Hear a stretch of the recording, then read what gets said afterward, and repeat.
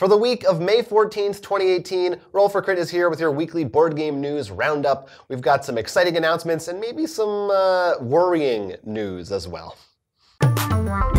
Board game publisher CMON held a little CMON Expo last week. Among their announcements, they announced a reprint of the Reiner Knizia game Blue Moon City. They've also got coming out a new game based on the Netflix show Narcos, which sounds kind of like a 1v-all hidden movement sort of game where one player is El Patron and everyone else has to try to figure out where his hideout is. They're all government agents.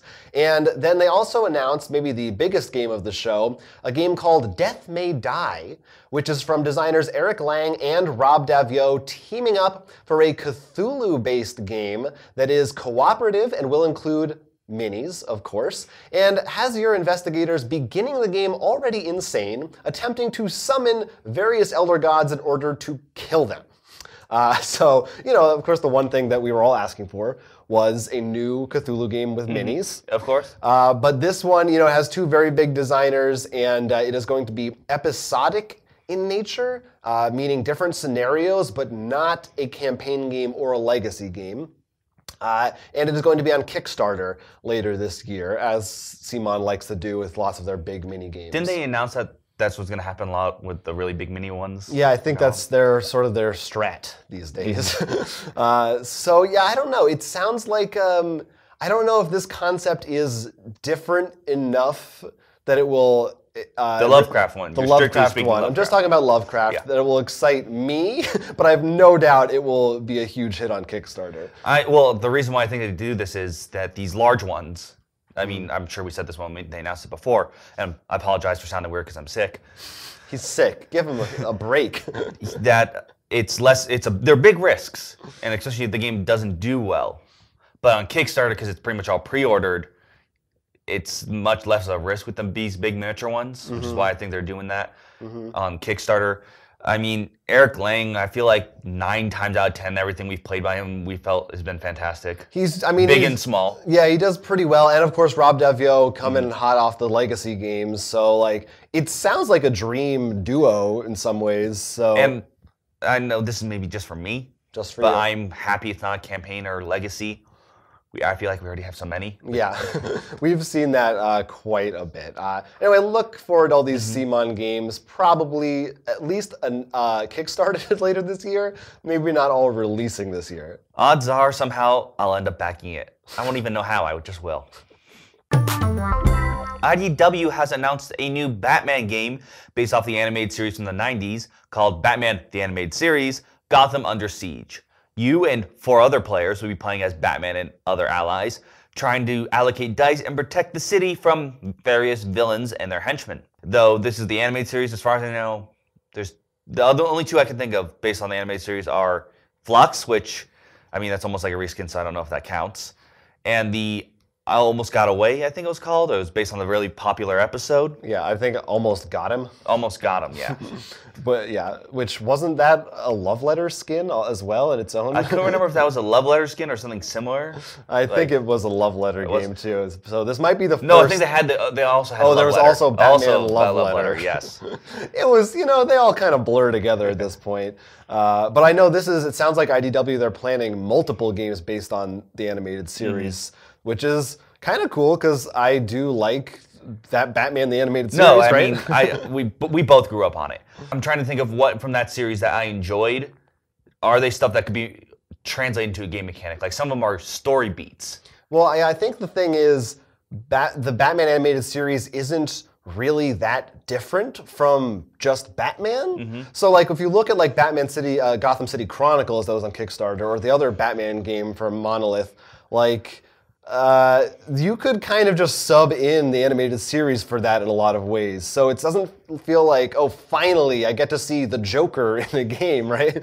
Like we've seen it before. But it's, you get that art. So I think they're probably going to go for just a lighter crowd, more casual fare is my guess. I mean, that's the one nice thing. It's not, how many, I can't remember how much those 2 different sets just for the villains or the heroes. Yeah, it was pretty ridiculous. It's also from the guy who designed games like Arkham Horror and Elder Sign. Yes, and thank you for reminding me of that, because huge fan of Arkham Horror.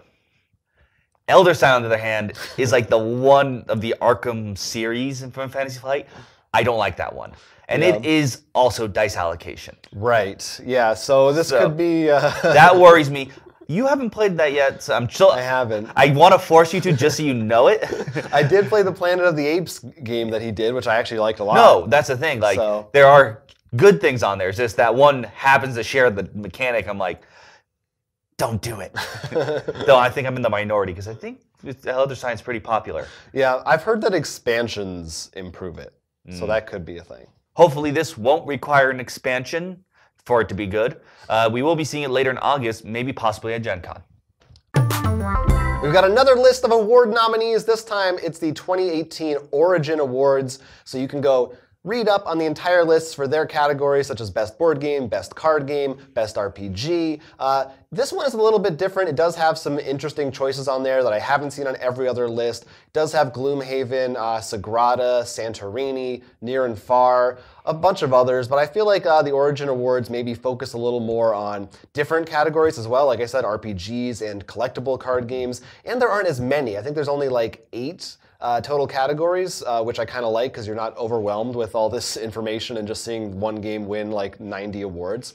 But otherwise, it is just kind of another set of awards out there. Also interesting about the Origin Awards, I believe they require the games to be available at retail. So for instance, Seventh Continent is not eligible for any of these awards because you can't actually buy that anywhere just yet. I think that's a fair assessment, similar to how Oscars, I think it is, that has you have to have a theatrical release, right? For example, yeah, for a certain period of time or something, right? Yeah.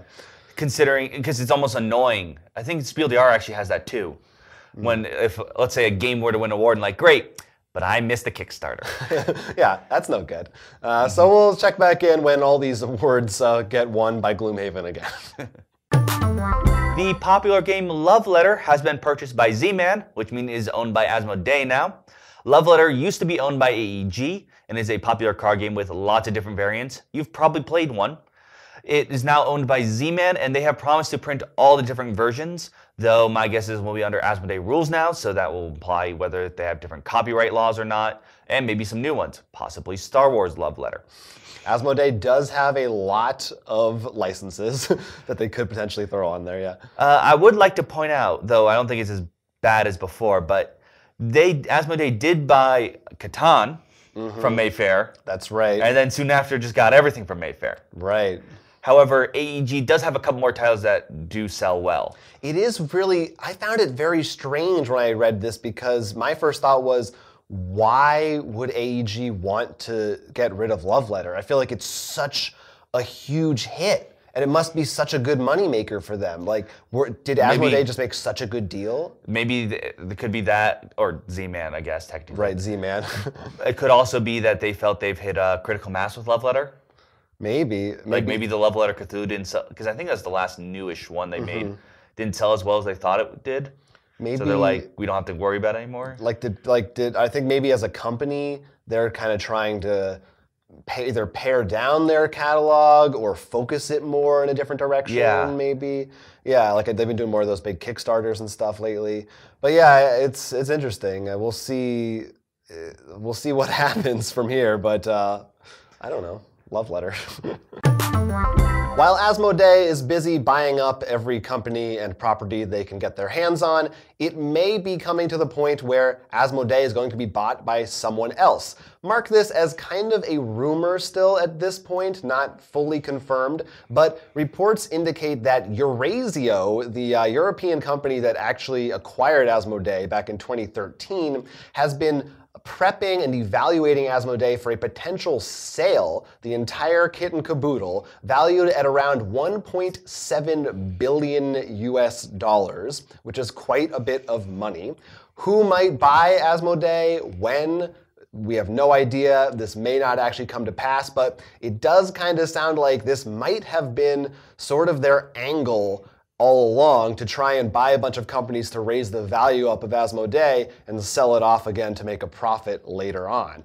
Kind of scary. There's always a bigger fish, right?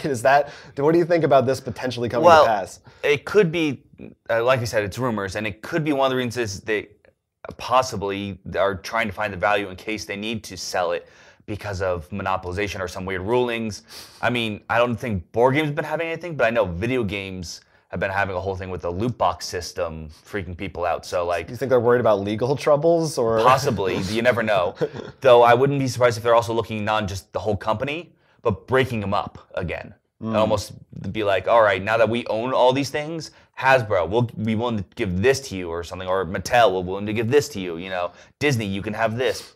God, each of those names got scarier than so the they last. can do like a giant auction almost. Yeah, I mean that would be interesting. I mean, if it does stay under one umbrella and got sold, I think what's kind of disheartening about it is that, you know, all this time Asmoday's sort of line has always been how they want to grow the industry and all this stuff. And what might happen is someone else buys it off who doesn't care about the industry and just wanted to get their hands on whatever they wanted. Welcome to Electronic Arts, Asmodee. Capitalism is scary sometimes. Yeah, again, just a rumor, but we'll definitely see as this developing horror continues to creep in on our lives. In addition to all our lovely news this week, we've got some cool releases coming out. We have Jurassic Park Danger, which is a Target exclusive, as well as the Star Wars Legion Snowtrooper pack, if you've been keeping up with the Star Wars Legion game, and pre-order for the detective game from Portal Games. This actually will include some special bonus stuff if you pre-order with them. Jonathan, you are a big fan of this, so you know a bit more about that. Yeah, really excited. Detective definitely high on our lists of anticipated titles for the year. One of those kind of Sherlock Holmes consulting detective style games, but with an app and all this stuff. And Portal, it's basically running a Kickstarter just through their site, and you don't have to worry about it getting funded. They're definitely going to give it to you. Yeah, it does come with one of the things they've said so far is an extra case, but that case, from what I've read, is what the case you'll play if you demoed it like at a convention or something. Yeah, and they're going to be announcing more of those exclusives in the weeks to come to try to entice you further. That Jurassic Park game also kind of interesting from Ravensburger. We've talked about it before on our show, but it's out there now in the wild, so maybe we'll try and see how it stacks up to the Jurassic Park 3 board However, this is a Target exclusive, meaning your Target might not have it in stock until 3 months from now. It's always possible. That's all the news we have to talk about this May 14th. Let us know what your thoughts on about this. If you happen to have more insight in the buying and selling of companies, obviously we do not. If you did any of the pre-orders or buy the games that we mentioned before, let us know. Or if you played some games with your mama on Mother's Day. Oh, so sweet. Yeah, that'll be nice. Until then, I'm Will. I'm Jonathan. And this has been Roll for Crit News. Make sure you click the like and subscribe buttons so you get more board game content from Roll for Crit. Do it. Do it now.